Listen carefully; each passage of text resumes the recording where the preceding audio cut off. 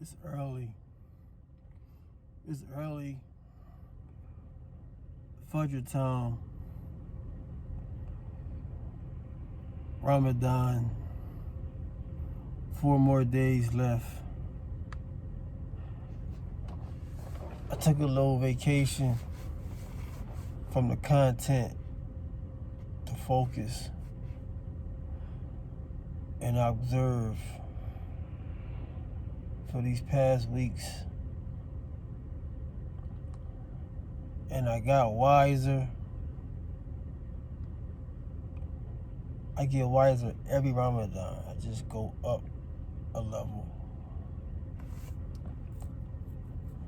And if you ain't got, and what I've been getting clearer and clearer and clearer, if you ain't got Allah, the Most High, in your life,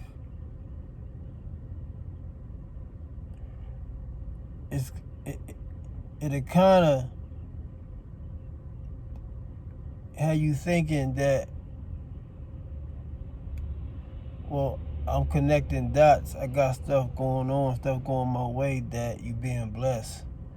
If you ain't worshiping, if you ain't praying, you ain't blessed. It's just to keep you further away from not even thinking about worshiping. That's what God do. He give you distractions and your desires, and you get doing what you want to do, and if you ain't even worshiping or praying on a daily basis, that's not blessings. You're not being blessed. You're being deceived by this world, and you chasing. And a lot of people think that they being blessed because they just like thank God in moments, in sporadic moments, when some achievements, they just thank God. It's not the same. You gotta pray. You gotta worship on a daily basis, because you want the test. You know, you want the test. You want to be tested. How you going to get stronger? How your faith going to build if you don't get tested? So, my point is that Allah already said what people like going to chase this world, and they're not even going to have a conscience or the clue or what they chasing. They chasing a fleeting thing. They chasing something that's never going to be able to grasp. And you see it. People is lost. They lost, man. They lost, man. A lot of people lost. The kids is the youth. Youth is lost because the parents is lost. There's no broken homes, short relationships, desires just being, they being quenched. Your thirst for evil, it's just, God is like not even on the list now. It's like you need guidance. You need guidance. Like you need water, you need guidance. You need water to live. And your soul never dies, so you need to pray. That's like water to the soul, like water to us, to the body. Praying is like water to the soul, like to keep, or it's going to die. You're not worshiping, you're not praying to God, your soul going to die. And it's sad, man. It's like the Prophet Muhammad sallallahu alaihi wasallam said to marry marry for deen. So he already, like, Islam is so beautiful. It already mentioned what people gonna marry each other for. You know, because beauty, money, lineage, wealth. But it's like the one that out of the four, the one that's gonna help you get to paradise is marrying for deen. And that's not even happening. That's my point. My point is, you can just, let's look at the chaos and the confusion. Ain't nobody even marrying for deen. Like, nobody not even marrying for nobody's religion. Like, a woman not even attracted to you for you being faithful to God or being spiritually driven. That's not even something a woman even gonna marry you, want to be in your life for. And men don't marry women for that, because men are leaders. So even if you might, even if the dad leader and he spiritually driven, he not gonna hold his daughter accountable. So when she get married, she ain't even gonna be wanting to be attractive to a man spiritually driven, because her father did hold her accountable to the religion. So she don't even, because she gonna just go off of handsomeness or for money. That's what's happening. There's nobody marrying for religion or how strong you is in faith. And that's the part. Like, that's last. Matter of fact, it's not even last. It's not even on the list. It's not even on the list. People get married for beauty and money. That's it. That's it, man. You never hear about nobody marrying, because it wouldn't be no divorce. There's no divorces. If people marry for deen, it wouldn't be no divorce. Because he loved God. He doing what he supposed to do. He obeying God. So his wife was attracted to that. So she obeying God.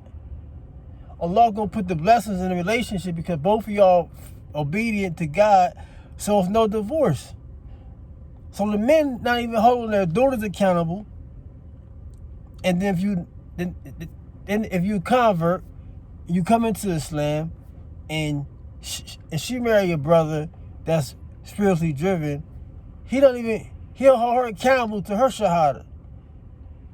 And Islam, and even the foundation of Islam not even being practiced. That gotta be, the 5 pillars are the foundation. Imagine the Islam part, like establishing Islam. The foundation of Islam is the 5 pillars, and people not even like establishing them. So how you gonna establish Islam? The top part, like the upper, like the body of Islam, because the foundation is the 5 pillars, and that's a struggle. So it's like everybody not even thinking about God, man. Because if a person is Muslim and spiritually driven, they want to get with somebody or marry somebody that's going to help them maintain their drive or help them establish the foundation of Islam. So when they have children, they can teach them the foundation and then hopefully maintain the Islam, the other part, the fruit of Islam, the extra.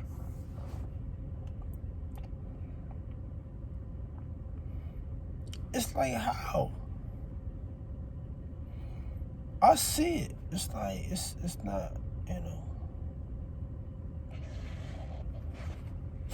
it's like drama, news, bad news is always like a pay attention, like sit up and like listen, and negativity. Like, nobody want to hear about good and achieving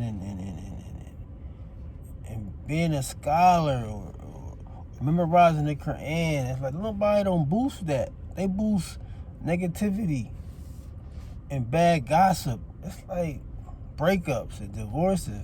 They get more press. They get more attention. It's like, man, that stuff is whack, man. It's like, this stuff is just so lame, man. It's like, ain't nobody giving, everybody want attention. Everybody want attention. Everybody insecure. Ain't nobody giving God no attention, though. It's like,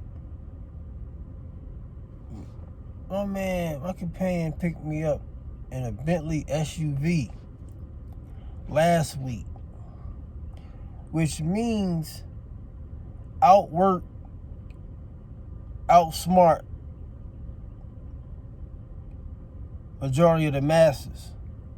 So I'm saying to myself, to get this, you got to outwork and outsmart most of the people that's earning.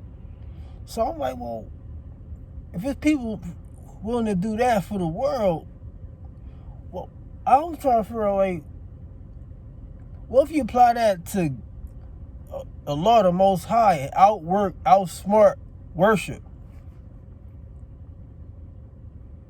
Then you'll be rich in this life and in the next. So if you outwork and outsmart and get the materialistic stuff, a whole lot of stuff come with that.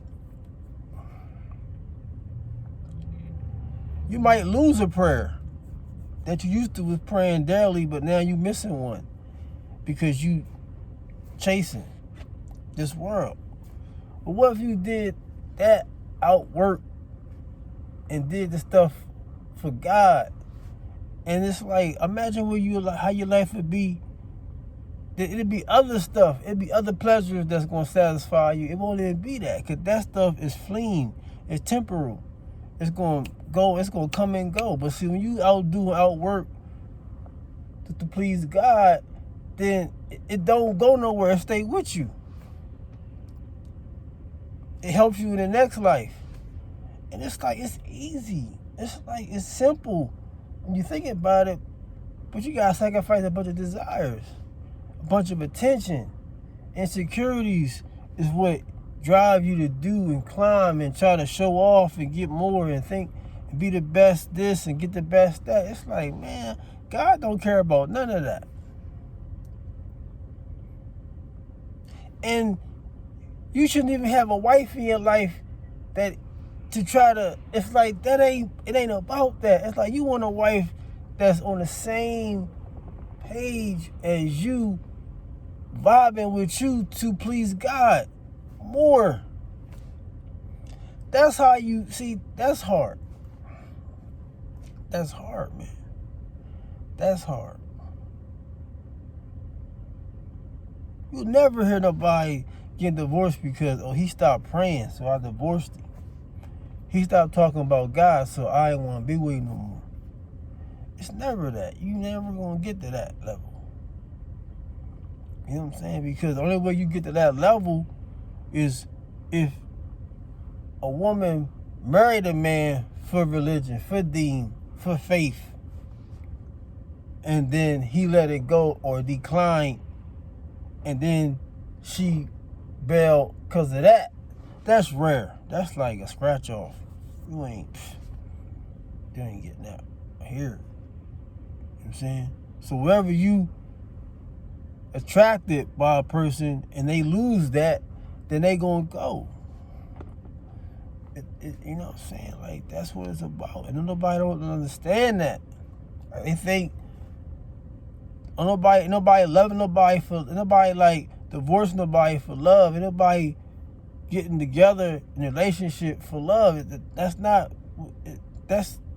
a hoax, man. You can't even love nobody properly. If you don't even know how to love God, you can't even love a human properly. So it's no love. Like, take love out of it in relationships. Kill that. It should be how you live in your life is why I'm attracted to you. And you can't even do that now because it's like, how you gonna do that? Only way you get somebody and attract somebody like that is somebody vouch for you. You know? So if a person just go off the fact that you pretty or you handsome, it's like that ain't enough. That's a sexual interest. That's an arousal. And then once you get past that, then what? You know? Because a woman not even, I done been had a conversation with women so much, man, they never even, not one woman ever told me, where you at relationship with God? Like, well, how much can you teach me about God or the religion? I never heard that in my life. Never. It lets you know where everything at. It ain't about that. That's not even about that. It's like, matter of fact, that's a turnoff.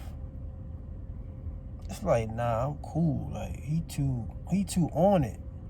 I'm cool. Like, like, you too. I know we Muslim, but you too, like, it's like, I'm too, like, what? Trying to save my soul? It's like, what? It's like, that's why it's like, man, you gotta pray for that. You gotta pray for them kind of husbands and wives. You gotta pray for that. Because only Allah can give you them type of spouses, man. And that way, when you got a spouse that's on the same page, then you can produce kids. Now you got a better chance at passing the torch and keeping the youth, and they be leaders, they be examples for the people. That's how you reprocreate like that. Like, you find suitable spouses that's on what you on, and then you can produce offspring and teach them. It's better. It's better, man. I'm trying to tell you, because this world messed up. It been messed up. It just now stuff is going to be worse, where the liars is being believed, and the people that tell the truth is like being flagged. And nobody want to hear the truth. It's like the truth is like a virus. You know what I'm saying? Nobody want to hear it. And I don't care, man. I know the situation is happening, man. You know, Ramadan is coming and going, man. It's like it come visit you every year, man. It's like, you gonna take advantage of me or what? It's like a nutrients. It's like vitamins and stuff coming for your soul once a year for 30 days. It's like, man, you know what I mean? And yeah. It's like your nuffs. It's like,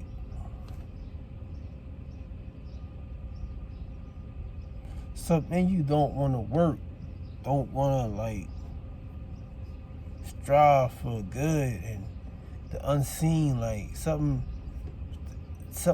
I mean, your heart is messed up. If your heart ain't saying, we gotta get back in pocket with God and strive for the unseen and the faith and build it's like we always gotta search for what we can see, and we can't even afford most of the stuff. And that's what people go after. They go after what they can't afford and think that that's a symbol of status. It's like, man, you know you're going to get old, man. You're going to be pissed that you even did all that, man. For what? To impress who? And you're not trying to impress God? Because nobody can see that. You can't show that off. That's not appealing. That don't attract. That don't bring attention. But you're going to lose in the end. You're going to say, oh, why wasn't I doing that? That was what I needed to be doing the whole time. I should have been coming closer to God. But yet, you did stuff for the people that don't even care about you. They don't care less about that stuff, man. They can care less. It's either gonna make somebody love you or make somebody hate you. Most of the time, it create envy and jealousy anyway, and that's what make the world go round. It ain't money. It's envy. Envy make the world turn. You know, it's a disease. It's worse than cancer. Because you don't even know. The person shaking your hand is jealous of you. And they smiling while they shaking your hand. That's worse than cancer. You know. It's siblings that's jealous and envy over other siblings. It's sisters and brothers, spouses envy each other on the low. Associates, colleagues, the president and vice president, they envy each other. It's like, come on. It's like, God gonna give who he want. It's like, see, that's the part that nobody talk about. Like, you don't just get stuff. God allow you to get in position to achieve, and to not get, hold back, remove from, add, subtract, give you more. You're not really in control of that. You got control of that at a degree. You know what I'm saying? Like, if he don't want you to have that, you won't. There's so many things he control that you don't even got the conscience of on a daily basis to know that, well, if he took that away from me, I wouldn't even have got that. You see what I'm saying? If my kidneys and stuff don't flush and clean my blood the right way, it's like I'm done. You see what I'm saying? If I lose my hearing, I ain't gonna be able to do certain stuff. If I get paralyzed, I definitely can't maintain that. It's like, come on, man. It's like, ain't nobody thinking like that, though. He control all that. So, if a tornado come and wipe out all my warehouses, I'm done. It's over. Then what? So, you're not really, we after the wrong stuff, man. And we supposed to be after ain't got a price. It don't, what you're supposed to be after is free. Praying is free. Worshiping the Most High is free. And we're not even like hoarding it. We're not gathering it up. We're not collecting something that's free. Stuff that costs money, we bust our butts for it. Make sacrifices for it. But you ain't got to sacrifice to pray. But you see how it is. Everybody backward, man. Everybody backward. So, you might not hear from me again until after Ramadan is over with. I just had to say something real quick. And I'll be back.